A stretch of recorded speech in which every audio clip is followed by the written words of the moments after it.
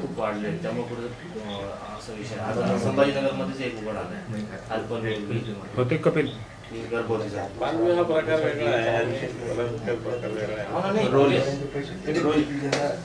ठीक आहे. रोल दादा, मंत्रिमंडळाचा विस्तार झालाय मात्र अद्याप पालकमंत्र्यांचं वाटप झालेलं नाही. त्यामुळं महाराष्ट्रातल्या 36 जिल्ह्यांच्या ज्या जिल्हा नियोजनाचा निधी असेल किंवा विकास काम आहेत ते ठप्प आहेत. काय सांगा? मागच्या पालकमंत्र्यांनी सगळ्याच ठिकाणी नियोजन करून ठेवलं आहे. तसं निवडणुका ह्या नोव्हेंबरमध्ये होत्या आणि याचा अंदाज घेऊन बऱ्याच ठिकाणच्या पालकमंत्र्यांनी तसं नियोजन केलेलं आहे. शेवटचा टप्पा असतो जो खर्च झाला नाही तेवढा त्याचं पुनर्नियोजन करणं एवढाच एक टप्पा असतो. मला असं वाटतं सरकारला याचं काही देणं घेणंच नाही आहे ना या सगळ्या विषयाचं. त्यामुळे यथावकाश 26 जानेवारीपर्यंत पालकमंत्री होतील झेंडावंदनाच्या ज्यावेळेस आठवण येईल त्यावेळेस असं वाटतं. छगन भुजबळांचा मुद्दा पुन्हा चर्चेत आहे. छगन भुजबळ भाजपमध्ये जातील अशी सुद्धा चर्चा व्यक्त केली जाते आणि भाजपकडून त्यांच्या कोटातून छगन भुजबळांना मोठं पद मिळू शकतं अशी चर्चा.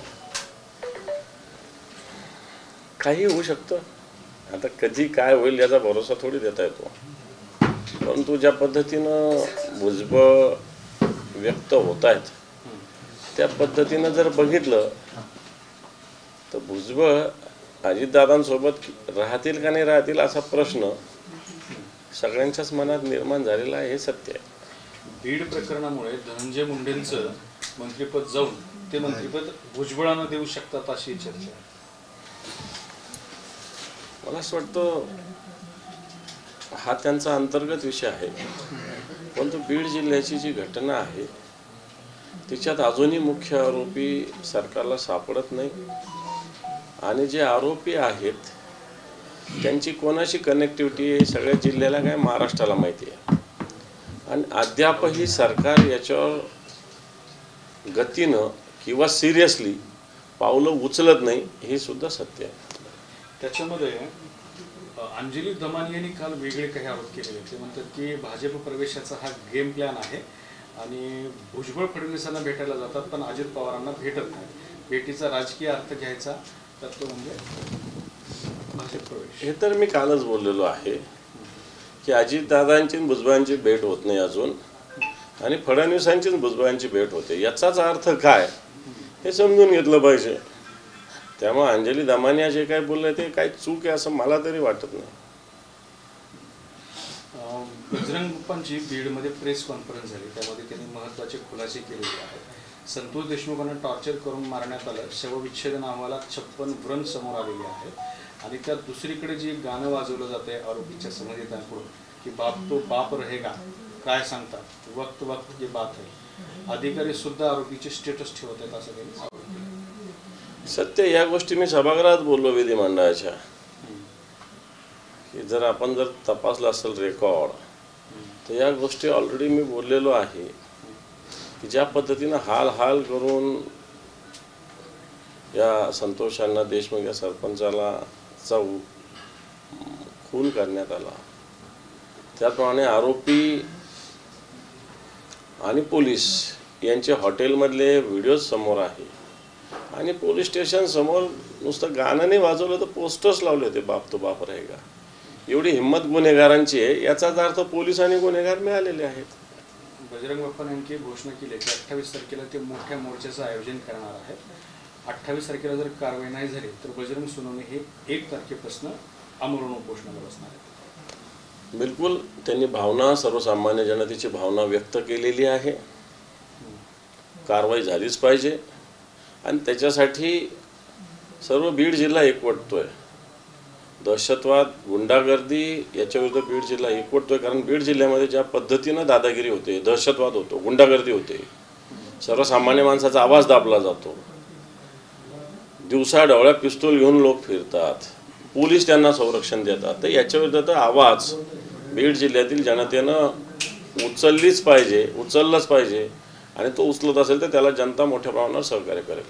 बीडमध्ये जवळपास 1222 बंदुकीची शस्त्रास्त्राची परवाने देण्यात आलेली आहे आणि त्यामध्ये वाल्मिकराडच्या गँगमधील दोघांचा समावेश आहे आणि तो कैलास फड जो आहे ज्याने हवेत गोळीबार केला होता त्याच्यावर गुन्हा दाखल केला. तर इतक्या मोठ्या प्रमाणात शस्त्रास्त्र परवाने कुणाच्या आशीर्वादाने दिले जातात?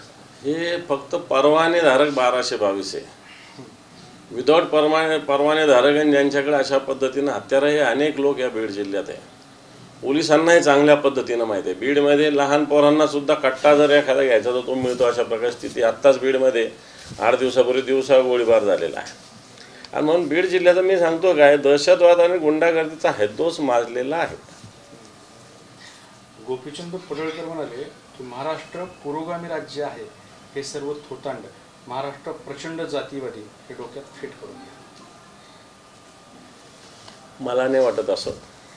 एखाद्या घटनेमुळे महाराष्ट्राला जातीवादी म्हणणं मला वाटत नाही. महाराष्ट्र पुरोगामीच आहे.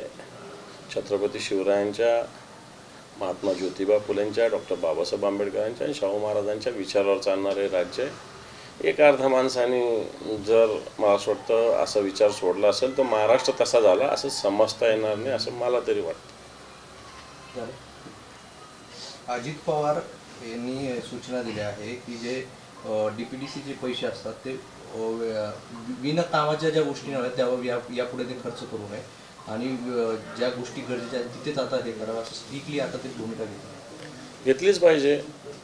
कारण तिथले पालकमंत्री स्वतःच्या मतदारसंघात एकतर निधी मोठ्या प्रमाणात येतात. एक दुसरी गोष्ट, वेगवेगळ्या नावाखाली अतिरेकी बिनकामाचा खर्च केला जातो.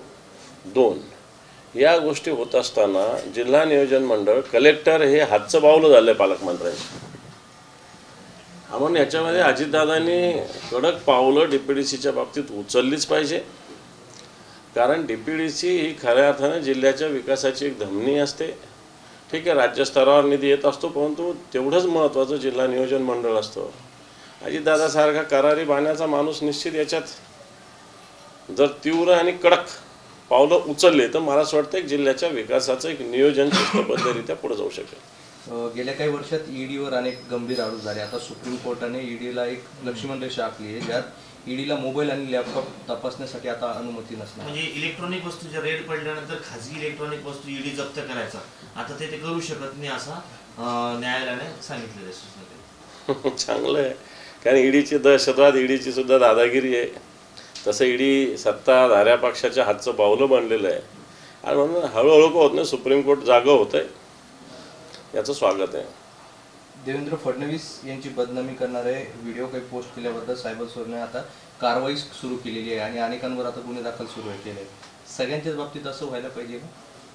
हो, फक्त देवेंद्र फडणवीसांची काय, बाकीच्यांची पण बदनामी केली जाते, त्याच्यावरही तशीच कारवाई व्हावी. नुसतं फडणवीसांची केली म्हणून होऊ नये, फडणवीसांची केल्यावरही व्हावी, कारण ते राज्याचे मुख्यमंत्री, त्यांचा आदर केलाच पाहिजे, त्याच्याविषयी माझ्या मनात काही शंका नाही. पण असाच आदर सगळ्यांच्या विषयी असला पाहिजे, हे तेवढंच महत्त्वाचं आहे.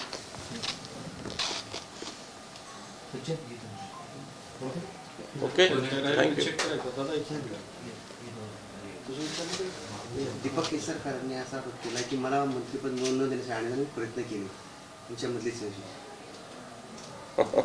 असं अनेक जणांचं म्हणणं आहे. एक तर दीपक केसरकरांचं थोडे म्हणणं आहे. इच्छुक अनेक लोक होते. त्याच दिवशी मंत्रिमंडळाचा शपथविधी झाला, त्याच दिवशी बॅगा घेऊन जे मतदारसंघात गेले ना, नागपूरला आले ना, अजून मुंबईला पोहोचले, असे 10-20 जण आहेत. आपल्याकडे 70ही बऱ्यापैकी नाराज आहेत. पुढच्या 2.5 वर्षानंतर मंत्री होईल, मला भेटेल असं त्यांनी दावा केला. चांगल्या शुभेच्छा आहे त्यांना. आता भेटले त्याच्यावर त्यांना शुभेच्छा आहे, कारण त्यांनी बरंच इथं बजरंगबली वगैरे सगळ्या गोष्टीचा मोठा उद्धार केला होता आणि बरेच आरोप त्यांच्यावर आहेत, त्याच्यामुळे त्यांना मिळालं नसावं. पण आपले जिल्ह्यातले मंत्री कमी झालेत, संख्या कमी झाली. काय दिवे लावत होते वास्तुनी? सवाल है उनका सवाल ये है, उनका कैमरा में 2 इंच पीछे हमको माहिती है सर.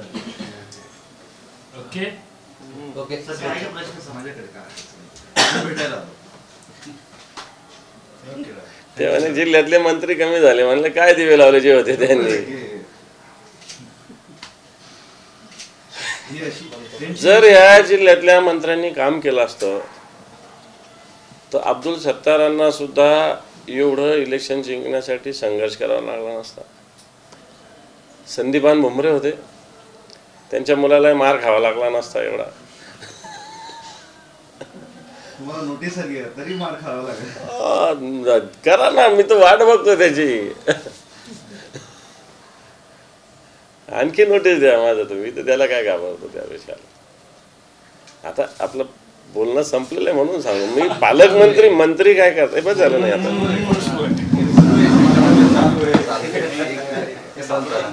नाही नाही